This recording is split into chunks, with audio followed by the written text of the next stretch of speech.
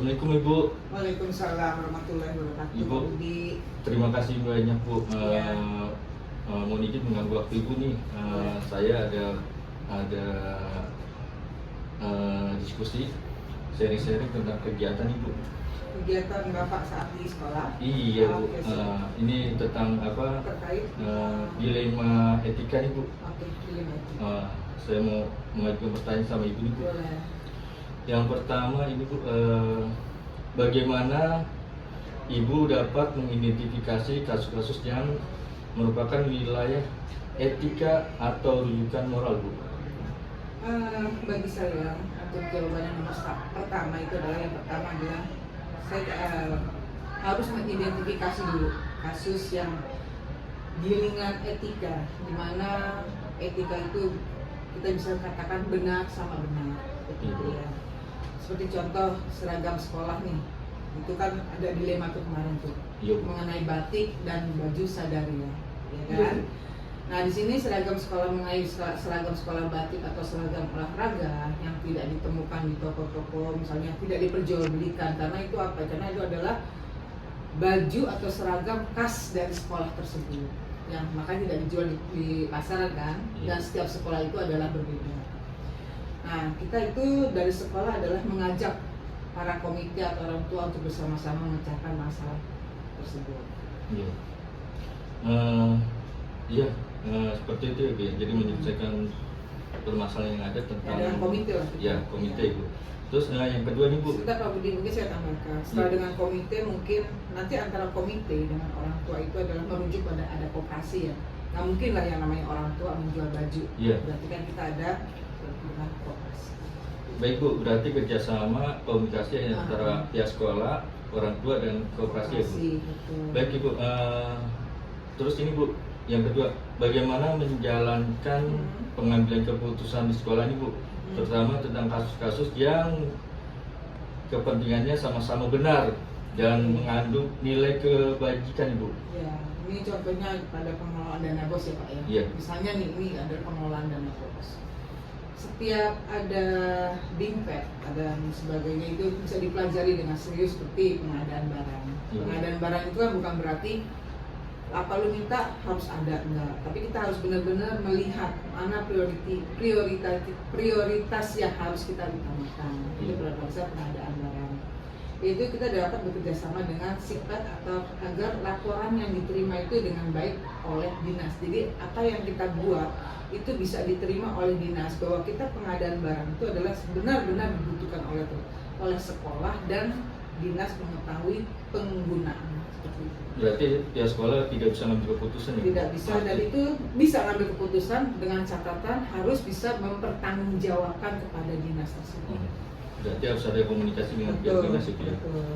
Baik Bu, yang ketiga nih Bu, langkah-langkah untuk pengambilan keputusan gimana Bu?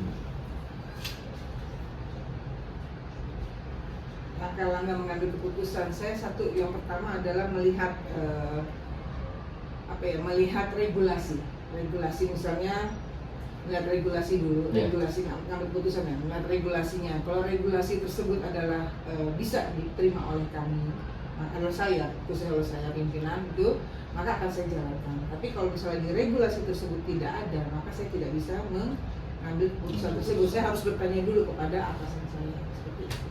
Baik Bu, yang keempat nih Bu, hal yang efektif dalam pengambilan keputusan dalam kasus nih Bu, bagaimana?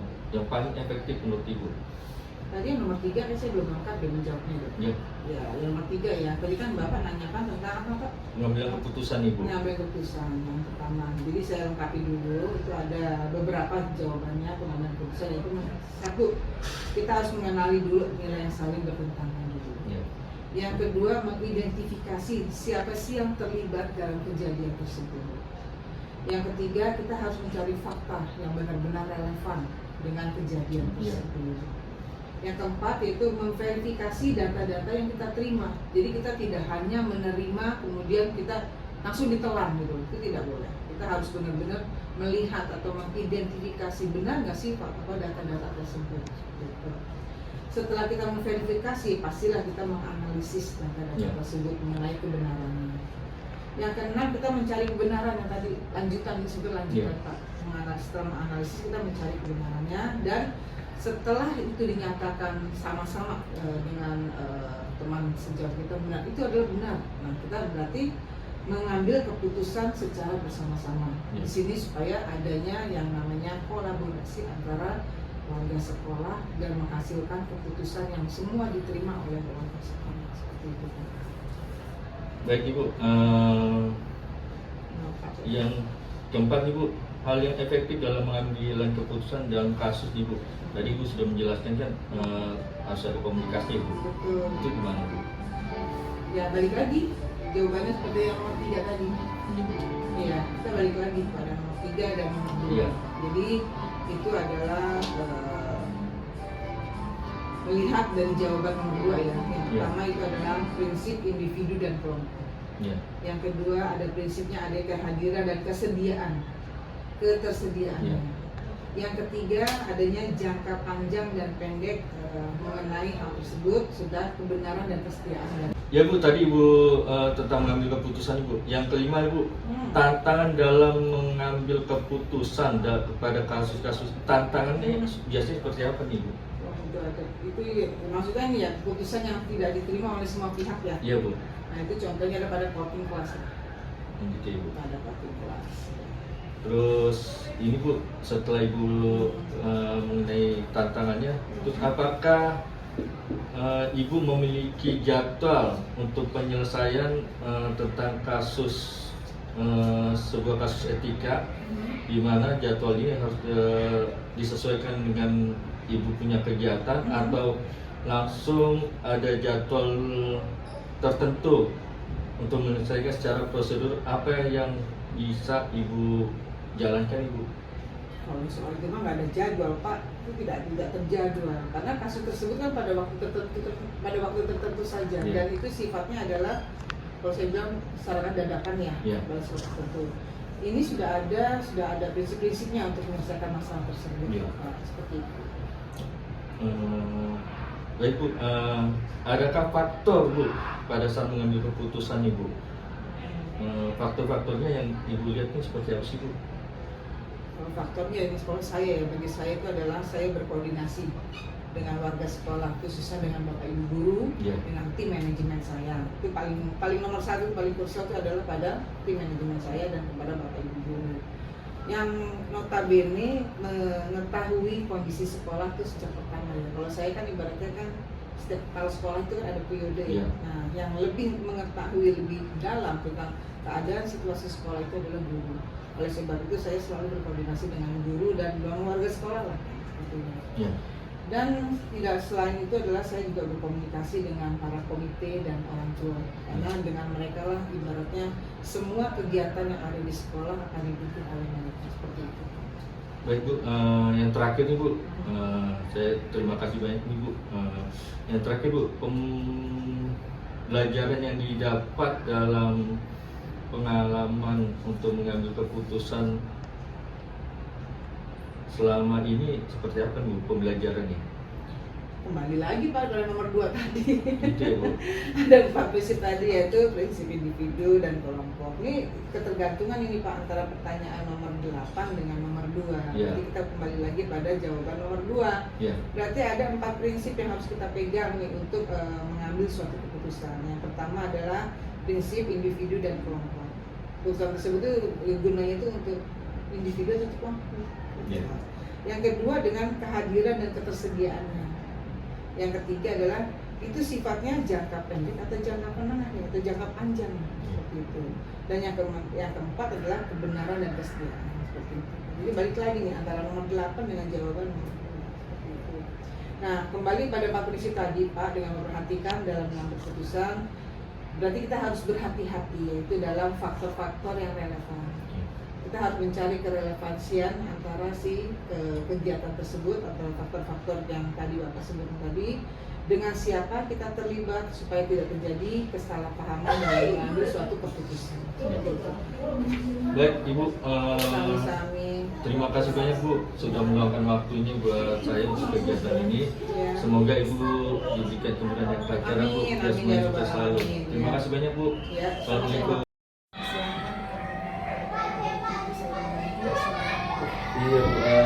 saya sudah konfirmasi dengan Pak Haji untuk berdiskusi wawancara sama Ibu langsung nih dari kemarin. Saya ucapin terima kasih Ibu sempatkan waktu untuk bisa bertemu dengan Ibu untuk kegiatan ini hari ini, Bu. Sekali lagi saya ucapin terima kasih banyak, Bu. Ibu, saya ada beberapa pertanyaan, Bu. Kegiatannya adalah kegiatan di sekolah, Bu. Kegiatan sekolah di mana Ibu sebagai ibu kepala sekolah di Sekolah Dasar Negeri Cempaka Baru 09 Jakarta Pusat. Saya melihat dari depan ini situasi kegiatan pembelajarannya lingkungannya kondusif nih, Bu, bagus nih, Bu. Insya Allah. Iya. Akan yang seperti itu. Iya, Bu, luar biasa. Makanya saya mengharapkan beberapa informasi di sekolah Ibu tentang kegiatan-kegiatan lainnya, Ibu. Kalau memang bisa Ibu bantu, insya Allah itu dan apa yang akan dilakukan semampu Ibu jawab. Siap, terima kasih banyak Ibu sudah menyempatkan waktu, Bu. Ini, Bu, saya mau bertanya tentang bagaimana Ibu dapat mengidentifikasi, Bu, itu kasus-kasus yang merupakan wilayah etika untuk pendidikan moral di sekolah Ibu, di 5 ITK ini, Bu. Seperti apa ini? Ya, kalau dilema etika itu berarti kan ada suatu kasus yang sama Ya. dan benar-benar yang benar tetapi dua kasus itu sama. Ya. Nah itu memang sering terjadi di sekolah ya, terutama itu pada guru ketika guru itu ingin memberikan nilai pada siswa. Ya, ya. Ya, nilai pada siswa ya. Di sisi lain seperti dengan kenyataan siswa itu nilainya tidak bagus. Ya. Tapi inginnya anak itu mendapatkan nilai yang di atas KKM, anaknya untuk naik kelas. Ya. Di situ ada hati guru itu untuk meningkatkan nilai anak tersebut. Meningkatkan nilai anak tersebut supaya anak itu naik di atas KKM. Jadi di situ ada rasa hati ingin menaikkan, tapi di sisi lain ternyata anak itu memang kurang mampu. Ya, dengan rasa kasihan dan pertimbangan lain dengan sikap anaknya segala macam, hanya nilai anak itu sedikit dinaikkan supaya nilainya itu di atas KKM. Iya, iya. Berarti selama ini ada proses pendekatan dari guru kelas, Ibu, ya? Iya, betul. Iya. Mungkin juga ya ada lagi mungkin kasus-kasus yang lain ya, yang mungkin Ibu juga itu yang sepengetahuan Ibu ya selama ini. Tapi ada lagi mungkin kasus-kasus yang seperti contohnya di sini ada seperti pakaian seragam, pakaian sekolah. Itu kan kita di sekolah itu harus sama. Harus sama. Di sekolah itu kan pakaian harus sama. Tetapi kita itu kadang-kadang diinstruksikan tidak boleh menjual pakaian. Sementara kita itu tujuannya adalah untuk membantu siswa supaya mudah dan supaya ada kesamaan dalam berpakaian. Jadi kita mirip pakaian gitu. Baik, Bu, terus bagaimana Ibu menjalankan pengambilan keputusan di sekolah nih, Bu? Terutama kasus-kasus penting yang paling sangat penting sekali, Bu, yang sama-sama benar dan mengandung nilai kebajikan, di mana yang tadi Ibu sudah menyebutkan untuk menjual pakaian ini kan ada larangan, Ibu, ya. Artinya bagaimana caranya biar ada komunikasi antara pihak sekolah dengan orang tua atau komite, ya. Itu keputusan Ibu mengenai kasus seperti ini seperti apa, ya? Ya, langkah Ibu sih ya dengan sikap Ibu yaitu dengan mengundang komite sekolah. Iya. Meminta bagaimana supaya orang tua itu tidak salah dalam pemahamannya tentang penyediaan pakaian yang diadakan oleh sekolah. Kemudian juga kalau memang ada hal-hal seperti ini dilema etika Iya. ini, ya ibu mengundang teman-teman yang punya potensi untuk bisa diajak diskusi, dalam menyelesaikan kasus-kasus seperti ini. Permasalahan-permasalahan yang terjadi Bu ya. Berarti Ibu sebelum ambil keputusan ada semacam diskusi dulu di pihak Iya, sekolah. betul. Setelah itu mengundang komite Bu. Setelah Iya. komite orang tua diberi penjelasan atau dia ada pertemuan Ya, lagi. ada pertemuan mungkin disosialisasikan di waktu-waktu yang sudah kita tentukan. Sudah ditentukan. Itu kalau perjalanan waktu setelah Ibu mencari apa sebelum mengambil keputusan kan berarti Ibu mengundang dulu ya Bu. Teman sejawat untuk menyelesaikan permasalahan yang terjadi saat ini Bu ya. Contohnya itu salah satu, terus setelah itu mengundang komite. Iya. Pada saat nanti pertemuan ini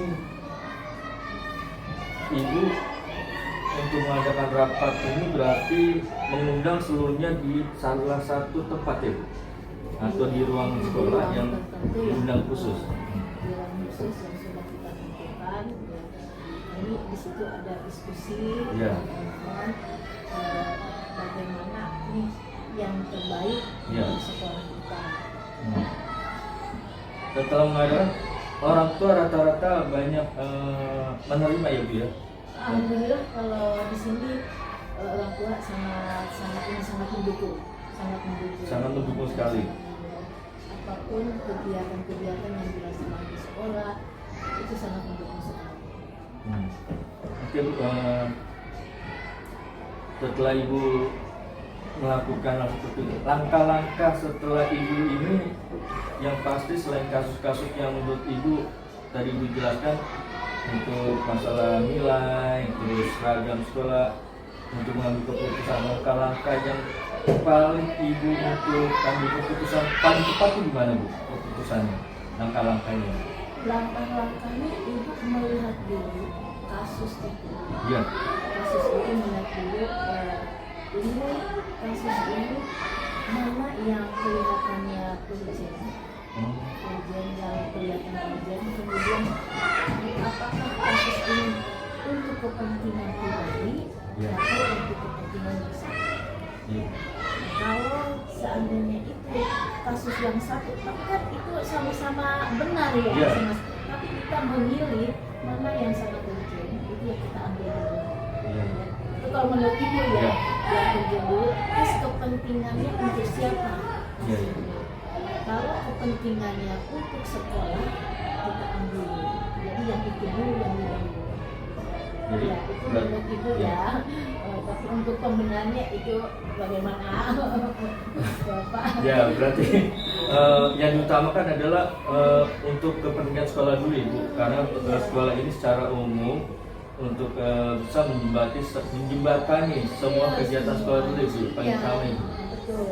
Jadi yang kita kalau yang umum berarti kan ini untuk kepentingan semuanya Iya. gitu. Jadi tidak sepihak. Betul betul Bu. Terus Bu, hal yang efektif dalam pengambilan keputusan dalam kasus tuh yang menurut Ibu paling efektif setelah ada kasus, terus Ibu mengambil keputusan seefektif mungkin untuk keputusan Ibu gimana tuh? Ya seperti tadi yang sudah dikatakan, ibu mengundang teman-teman, Iya. teman-teman mengumpulkan di suatu ruangan, kemudian ibu sampaikan kasusnya, ini kasusnya seperti ini. Bagaimana menurut teman-teman, mana yang mau kita ambil? Iya. Nanti sedangkan di sini ada dua kasus yang betul-betul memang semuanya dalam kondisi benar semua. Benar. Maka yang kita ambil, jadi kita diskusi setelah ada keputusan dari teman-teman semua, kita ambil. Iya. Berarti untuk mengambil satu keputusan ini bukan serta merta itu Ibu langsung mengambil keputusan Ibu ya. Iya. Berarti istilahnya Ibu memanggil tim manajemen, Iya, betul. terus baru kalau seandainya ada permasalahan yang menurut di kasus ini adalah salah satu kasus tentang peserta didik, berarti Ibu mengundang guru kelasnya atau penanggung guru kelasnya Ibu ya. Ya, pokoknya yang ada itu kan yang ada kaitan dengan Kaitannya. kasus tersebut, Iya. dan mungkin guru yang berkompetensi juga dengan kasus-kasus itu. Gitu ya. Bu, setelah ibu menjalani ini, mengambil keputusan, sudah ada secara efektif, terus langkah-langkahnya, yang paling menurut ibu nih tantangan terbesarnya, di mana dilema etika nih ibu, bukan ibu serba salah nggak, tapi kan ada satu sisi kemanusiaan bicara tega nggak tega nih bu, benar nggak bu? Jadi tantangan dalam mengambil keputusan dalam kasus ini yang menurut ibu berat tuh berat, sedang, ringan tuh gimana bu? Nah itu biasanya memang kita, ya memang kita harus profesional, Ya. tapi tetap kita menggunakan hati juga. Nah itu dia Hati ya bu. yang bicara ini Ya. yang bisa membuat kita bingung dalam mengambil keputusan itu yang sangat berat, tapi yang kita memang harus profesional, kita pun harus bisa menentukan mana yang bisa kita ambil, yang mana kita ada face-to-face Oh, face-to-face. dengan audio tersebut, karena ini tersebut ada sesuatu masalah, Ya. kita bisa di face-to-face, kemudian kita bisa memberikan pemahaman kemudian audio tersebut supaya beliau bisa mengerti dan memahami apa yang diputuskan. Gitu. Jadi sebelum mengambil keputusan, ibu panggil gurunya atau jika ada kasus di anak, ibu panggil melalui tahapannya, melalui manajemen dulu ya bu ya, tantangannya, terus ibu panggil lagi guru kelas, mengundang lagi duduk bareng, terus baru orang tua, baru setelah itu mengambil keputusan yang ibu bilang tadi profesional, yaitu keputusan ibu sesuai dengan tahapan ibu ya, melihat dari per kasus ya bu ya. Ini berarti tantangan ibu adalah bukan berarti mengambil keputusan semuanya berdasarkan harus dari hati nih bu, ya toh bu, tantangan terberat ya bu ya. Iya. Iya. Tapi ya itu sangat Sangat berat sekali bu. Kita tidak harus pakai hati juga, jadi kita juga harus bisa menyeimbangkan. Iya betul. Menyeimbangkan.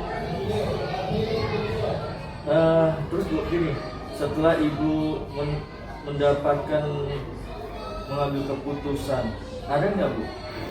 Ibu membuat suatu program, di mana program ini ibu menjadwalkan. Saat ini kasusnya terjadi pada saat proses kegiatan pembelajaran, di mana proses kegiatan pembelajaran anak ini tidak bagus, tidak bisa mengikuti. Ibu mendapatkan informasi dari guru bidang studi, yang ibu ambil keputusannya seperti apa nih bu? Kalau untuk jadwal itu Fleksibel ya, jadwal fleksibel bu. Jadi tidak ini jadwalnya misalkan bulan ini atau minggu ini, tidak ketika kita ada kasus. Iya. Nah, kita harus secepatnya selesaikan. Jadi tidak menunggu jadwalnya kita maksudnya tanggal segini nanti minggu ini. Dan ketika ada kasus kita secepatnya menindaklanjuti. Walaupun itu kasusnya berat, sedang, ringan, langsung hari itu juga langsung diselesaikan. Kalau memang itu, atau bila dari kategori bu? Iya, kalau memang itu berarti kita kan ini dulu sambil dijalankan Ya. apa kasusnya, kemudian dan kita buat proses lah sampai kasus itu kelihatan jelas ininya apa Permasalahannya. baru kita tindak lanjut. Pada saat ibu mengambil keputusan ibu juga menyesuaikan ya, artinya apakah dilihat kategori ini berat, sedang, ringan, ibu tidak mau menjadwalkan. Kalau ini pun bisa ditangani secara cepat ya, ibu bisa mengambil keputusan. Tapi sebelum ada kasus ibu, berarti ibu sudah memberikan tahapan-tahapan ibu dengan dewan guru tentang penyelesaian permasalahan, dan setelah itu baru menyelesaikan permasalahan itu dan membuat keputusan ya bu. Biasanya ada ya. Iya. Biasanya Iya. ada buku bimbingan konseling. Iya. mungkin kalau ada kasus yang mungkin ibu bisa mengatasi ya Iya. dengan cara kita, kalau memang sudah ini ya bisa ke ibu Gitu ya. Untuk kasus ini apakah memang harus diselesaikan di tingkat level ibu kepala sekolah ataukah cukup melalui dari guru bidang studi atau guru kelas untuk menyelesaikan masalah? Jika permasalahan tahapan yang diselesaikan dari bawah nih, bahasanya dari guru bidang studi atau guru kelas ini tidak bisa, baru nanti ke ibu apa seperti itu ya Bu, tahapannya Bu? Itu tahapannya, jadi dari guru kelas dulu, seandainya guru kelas bisa mengatasi guru kelas dulu. Ya. Jadi ditindaklanjuti oleh guru kelas dulu, seandainya dilihat dari perkembangannya kasus itu apakah selesai. Kalau sudah selesai ya sudah, tapi seandainya masih ini berarti lanjut ke atas. Lanjutkan itu ya Bu. Bu, untuk mengambil keputusan Bu, faktornya nih, ada nggak Ibu pertimbangan nih, faktor-faktor ini Ibu pikirkan untuk mengambil keputusan Bu, setelah tahapan-tahapan permasalahan ini Bu, yang membantu Ibu untuk bisa mengambil keputusan Bu?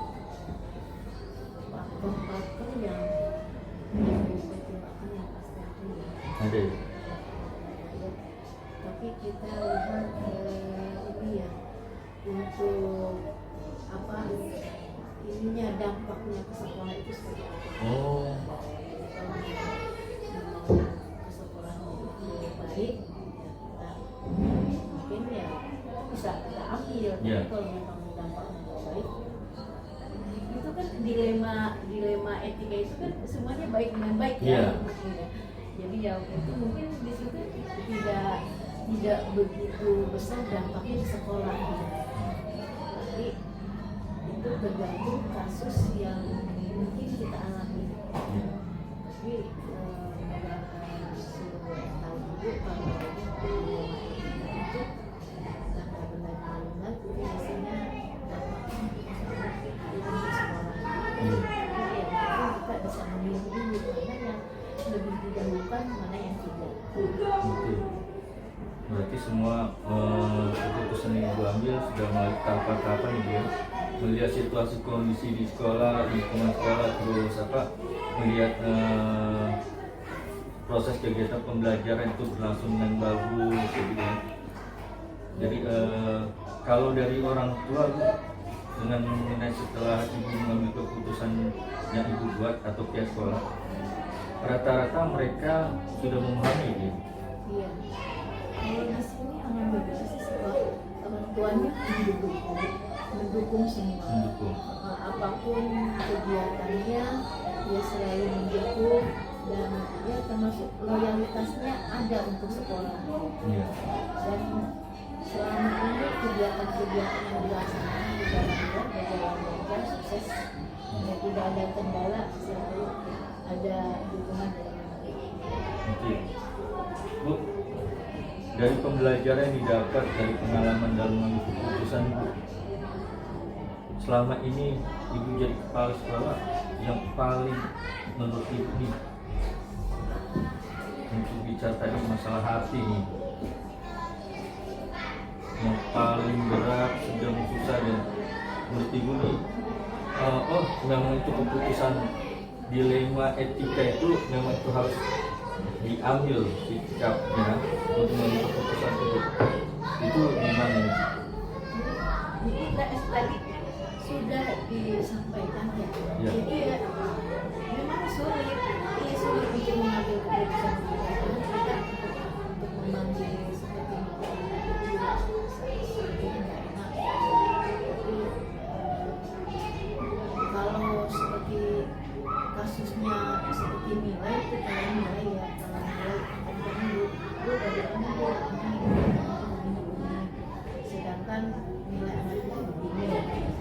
Kalau itu mungkin nggak ada masalah ya. Tapi kalau ketika ada guru misalkan melakukan sesuatu itu untuk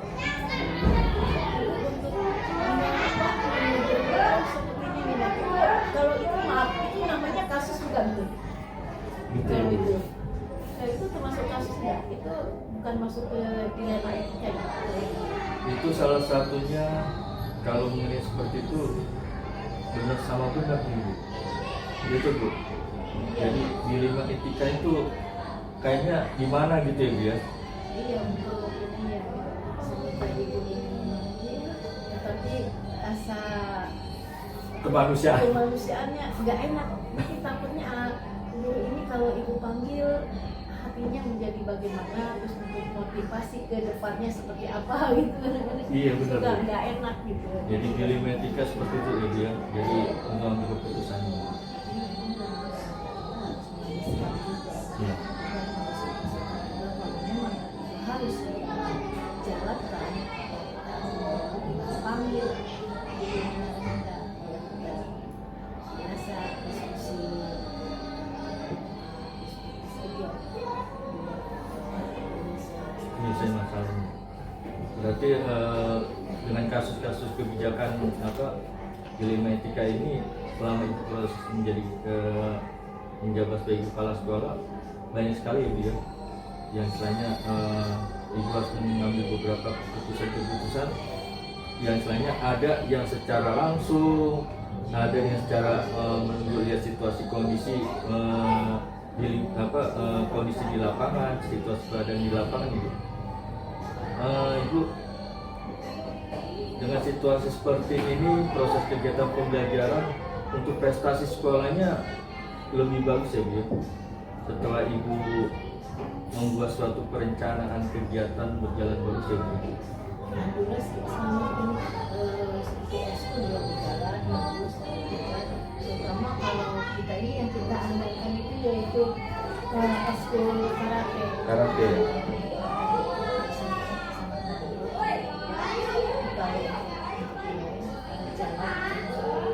Ya seperti tadi sudah meningkat, kalau yang lain masih belum kelihatan ya. Tapi semuanya kita Ya. dan untuk ini juga seperti SN juga sudah mulai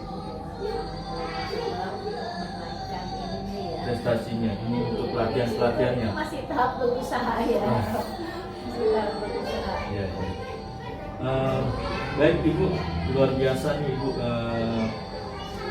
Saya banyak belajar dari Ibu tentang kegiatan Ibu selama menjadi kepala sekolah. Saya banyak belajar tentang mengambil keputusan di mana ini ada satu dilema etika yang harus mainannya hati ya Bu ya, untuk mengambil keputusan saat untuk mengambil keputusan masalah siswa naik kelas, tentang pakaian, tentang kegiatan eskulnya, di mana harus mengkondisikan supaya kegiatan ini sama-sama tidak ada yang menyakiti salah satu pihak ya Bu ya.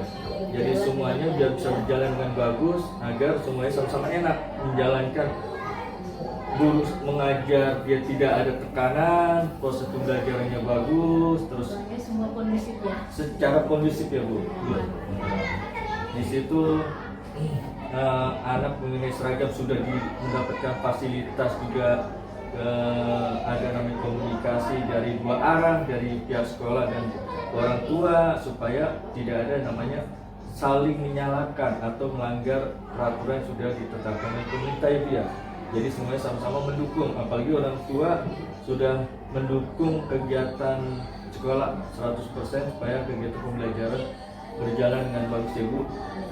Dan keputusan yang Ibu ambil sesuai dengan tahapan-tahapan, tidak semena-mena langsung ambil keputusan ya Bu ya. Ada prosesnya, ada tahapannya, di mana tidak mau menjatuhkan salah satu pihak. Biar semuanya sama-sama untuk kebaikan Ibu.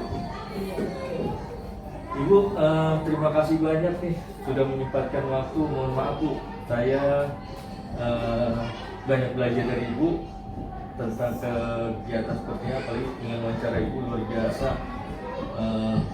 Banyak yang saya akan banyak belajar dari Ibu. Sama-sama, aku juga mengucapkan terima kasih. Maaf ya, mungkin jawaban ini maksimal dan pas, mohon maaf mungkin tidak di. Yang pasti Ibu, ini semuanya bagus. Saya banyak belajar dari Ibu, luar biasa. Ibu terima kasih banyak. Ibu tetap semangat, sehat selalu, sukses selalu Ibu. di dalam proses Dan kegiatan. Bapak juga tetap semangat, semoga tuntas sampai selesai CGP-nya. Amin, Ibu. Semangat. Terima kasih banyak Ibu. Terima kasih. Assalamualaikum warahmatullahi wabarakatuh. Salam dan bahagia. Perkenalkan, nama saya Budi Afandi. Saya adalah calon guru penggerak angkatan 10. Tempat bertugas saya di SMA Negeri 68. Pada refleksi kegiatan wawancara saya dengan Ibu Kepala Sekolah PLT SMA Negeri 68 yang membahas tentang dilema etika pada saat mengambil keputusan, di mana proses wawancara saya dengan Ibu Cayani banyak sekali saya menemukan pembelajaran mengenai keputusan dalam situasi dilema etika, di mana pada proses ini yang saya temukan, saya menganalisis pada saat mengambil keputusan dalam situasi kegiatan dalam proses kegiatan di sekolah, yaitu adalah di mana kita harus bisa melihat situasi kondisi untuk mengambil keputusan, di mana keputusan ini tidak ada yang boleh merasa dirugikan di manapun atau di siapapun, karena untuk mengambil keputusan kita harus bisa menjadi orang yang melakukan kebijakan yang sesuai dengan peraturan yang berlaku. Pada saat mengambil keputusan, rambu-rambu atau tahapan-tahapan yang akan dilaksanakan keputusan tentang kegiatan, baik itu dalam proses kegiatan pembelajaran, program kerja sekolah, ataupun pendanaan di sekolah.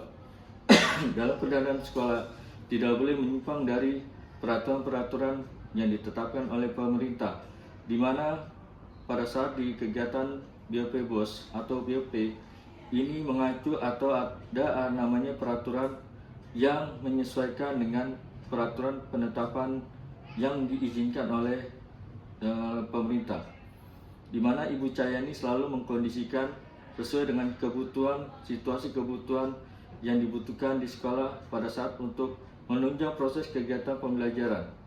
Pada saat penentukan dana-dana BOP BOS ini, dan ini harus dilihat situasi dan mengadakan situasi pertemuan oleh tim manajemen, baik itu dari jajaran Ibu Kepala Sekolah, Ibu Wakil Kepala Sekolah, yaitu ada 3 bidang, yaitu Wakil Kepala Sekolah bagian kurikulum, Wakil Kepala Sekolah bagian kesiswaan dan humas, Wakil Kepala Sekolah bagian sarana dan prasarana.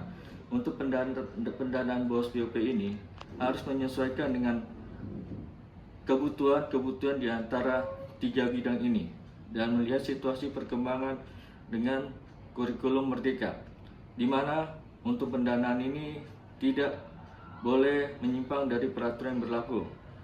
Dan ada kegiatan yang selain dari BOP BOS, yaitu tentang seragam sekolah, di mana seragam sekolah ini memang menjadikan salah satu dilema buat kita semuanya.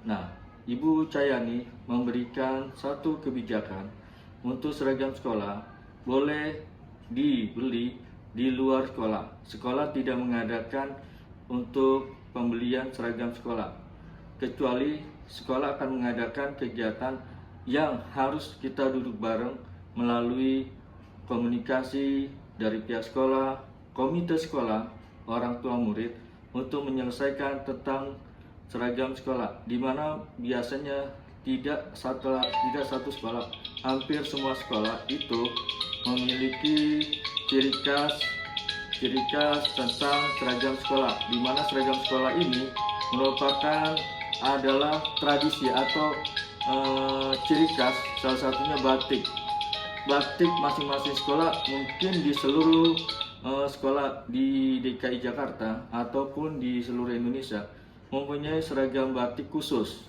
baik itu batik sekolah dan juga batik-batik nasional. Untuk seragam sekolah ini dengan batik sekolah ciri khasnya, sekolah melalui peraturan dan mengikuti peraturan dari pemerintah menggunakan batik sekolah dan batik yang nasional, di mana batik nasional ini itu tidak setiap minggu itu dipakai, atau batik sekolah dipakai setiap minggu, tetapi disesuaikan dengan jadwal yang telah ditentukan. Contoh, bisa seminggu 2 kali menggunakan batik sekolah, seminggu 2 kali menggunakan batik nasional. Karena kenapa batik nasional harus kita berdayakan atau kita publikasikan supaya anak-anak Indonesia atau anak-anak khususnya anak-anak SMA 68 bisa mencintai budaya Indonesia dan bisa mencintai buatan Indonesia tentang batik buatan Indonesia. Nah, setelah dari seragam-seragam, ada namanya juga seragam selain batik, itu ada baju muslim, baju olahraga, dan ini melalui pendekatan-pendekatan yang telah disesuaikan oleh pihak sekolah melalui komunikasi diskusi langsung.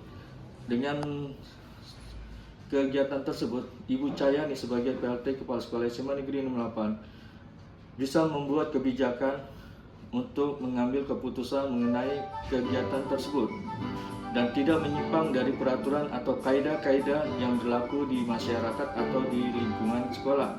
Karena semua harus dilihat dari situasi kondisi kegiatan di lapangan dan tidak memberatkan baik itu orang tua murid ataupun siswa. Dengan mengambil keputusan ini, dilema etika memang selalu berbenturan, memang selalu ada dalam situasi kondisi yang harus disesuaikan atau harus diputuskan. Dengan kebijakan ini, Ibu Kepala Sekolah selalu mengedepankan rasa keadilan. Dengan memiliki rasa keadilan dan rasa kasih sayang, Ibu Kepala Sekolah selalu memperhatikan anak-anak peserta didik di SMA Negeri 68 supaya tidak merasa berat dan bisa melaksanakan kegiatan pembelajaran dengan baik. Untuk wawancara yang kedua, saya bertemu dengan Kepala Sekolah Dasar Negeri Cempaka Baru 09 Jakarta dengan Ibu Maslahati. Dalam proses wawancara saya dengan beliau luar biasa, banyak sekali saya mendapatkan informasi mengenai sekolah dasar di SD Cempaka Baru yang ada di Jakarta. Di mana pada saat saya wawancara, saya berterima kasih dengan Ibu Maslahati yang telah memberikan informasi banyak mengenai kegiatan pembelajaran di sekolah. Baik itu tentang keputusan mengambil kebijakan dalam mengambil keputusan, yaitu salah satunya adalah kenaikan kelas, di mana hampir di semua sekolah, khususnya di sekolah dasar yang dipimpin oleh Ibu Maslahati ini, banyak sekali permasalahan-permasalahan yang diselesaikan secara bijaksana dengan melihat situasi kondisi di lapangan. Situasi ini membuat Ibu Maslahati sangat luar biasa untuk membuat suatu keputusan yang tidak merugikan salah satu pihak, di mana pada saat mengambil keputusan ini, Ibu Maslahati selalu melihat situasi kondisi dan mengedepankan salah satunya adalah musyawarah untuk mufakat, yaitu melibatkan pihak sekolah, komite sekolah, dan orang tua murid. Tentang kegiatan tersebut, Ibu Maslahati ini luar biasa sekali mengambil keputusan mengenai bagaimana untuk proses kenaikan kelas.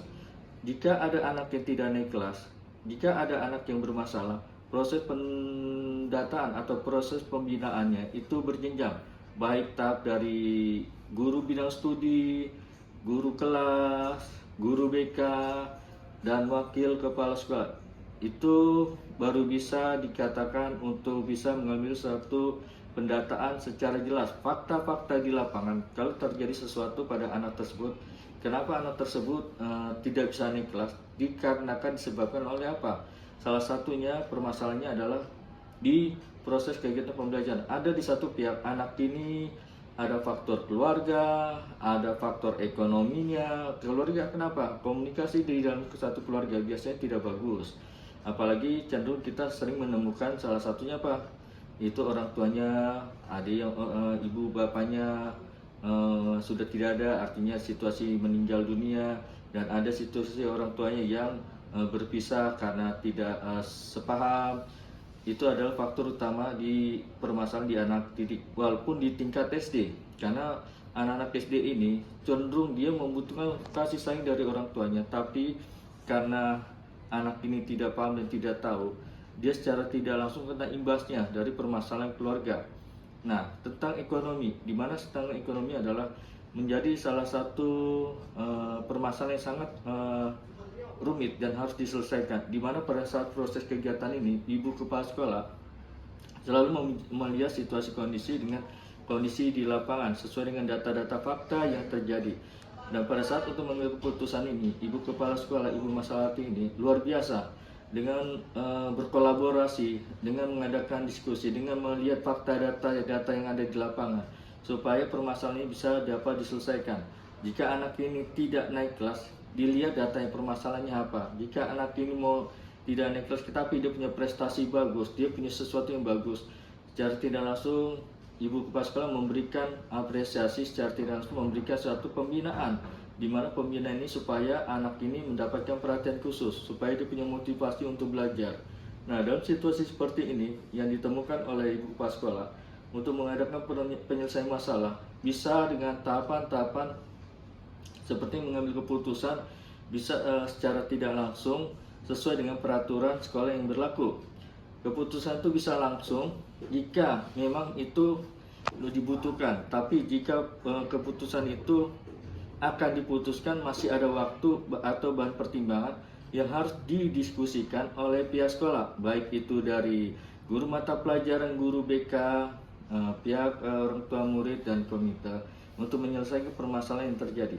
Kenapa kita harus melibatkan? Karena dengan kita melibatkan orang-orang tersebut, insya Allah permasalahan yang akan terjadi bisa terselesaikan dengan baik. Nah, setelah dengan permasalahan tentang kenaikan kelas itu tidak beda jauh dengan sekolah lain, sama yang tadi saya bilang dengan Ibu Cayani, itu tentang seragam sekolah. Seragam sekolah ini hampir di semua sekolah itu mengalami satu permasalahan, yaitu adalah seragam sekolah. Ada ciri khas seragam sekolah yang bisa dibeli di sekolah, atau dengan seragam sekolah yang seperti biasa putih merah boleh dibeli seragam dan perlengkapannya di luar sekolah. Nah, dengan kebijakan-kebijakan seperti ini kita melihat, saya banyak belajar dari Ibu Cayani dan Ibu Maslati untuk mengambil satu kebijakan dengan situasi dilema etika yang dimana kita atau ibu kepala sekolah ini harus melihat dan bisa melihat data fakta di lapangan, tidak harus bisa langsung mengambil keputusan sepihak, dengan melibatkan atau berkolaborasi dengan guru-guru yang lain untuk bisa mengambil keputusan. Insya Allah keputusan yang diambil oleh ibu kepala sekolah tidak akan menyakiti atau tidak akan merugikan salah satu pihak, karena dengan keputusan ini biar antara peserta didik, orang tua murid dan pihak sekolah bisa berkolaborasi, bisa menjalin hubungan silaturahmi dengan baik, dan anak-anak didik bisa menjalankan pendidikan atau menjalankan proses kegiatan pembelajaran dengan nyaman, aman, tenang, dan tidak ada beban. Bagaimana jika seragam ini anak-anak ini tidak punya atau tidak lengkap? Bisa disesuaikan dengan situasinya seperti apa? Situasinya salah satunya adalah dengan apa? Memberikan tenggang waktu. Nah, dilema etika ini, kebijakan atau keputusan ini harus melihat situasi kondisi, tidak harus langsung anak ini masuk harus beli seragam, harus memakai lengkap seragam. Dengan hal seperti itu akan membuat orang tua atau anak ini merasa takut. Nah, berikan satu informasi, masukan-masukan yang lebih bagus supaya anak ini atau orang tua merasa aman, nyaman mau bersekolah. Karena sekolah memberikan satu kesempatan, beberapa waktu ke depan untuk bisa melengkapi seragam sekolah.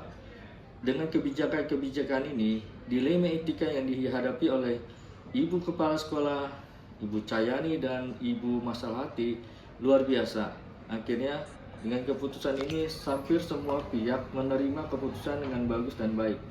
Dengan keputusan tersebut artinya tidak ada lagi permasalahan-permasalahan yang ada dalam proses kegiatan pembelajaran di sekolah.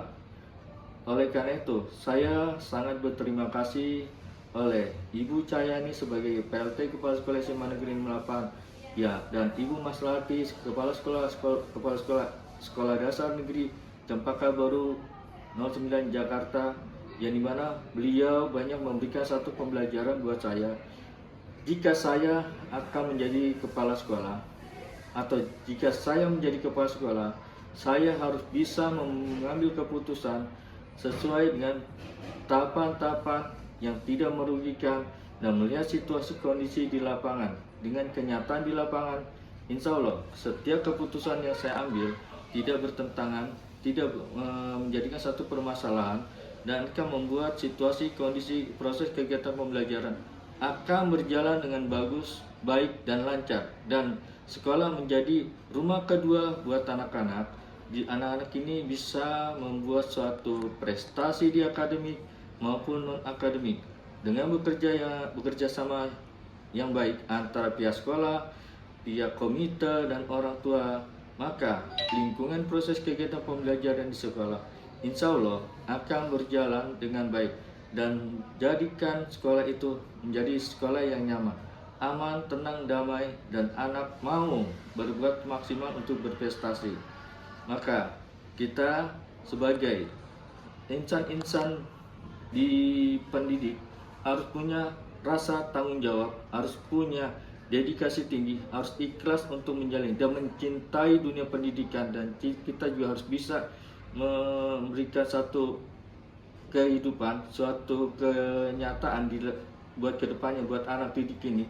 Dia mempunyai motivasi bisa berkembang di masa datang dan mempunyai mental dan mempunyai karakter kepribadian dan bisa mengikuti peraturan-peraturan baik di lingkungan sekolah maupun di lingkungan luar sekolah maupun di lingkungan masyarakat. Mereka bisa melakukan karakter-karakter yang terbaik, bisa memberikan contoh kepada masyarakat luas bahwa dengan mengikuti kegiatan pembelajaran baik di tingkat SD, SMP, dan SMA, di mana anak didik ini mengenyam dunia pendidikan, mendapatkan fasilitas yang baik dan didukung oleh segenap keluarga besar warga sekolah yang ada di sekolah tersebut.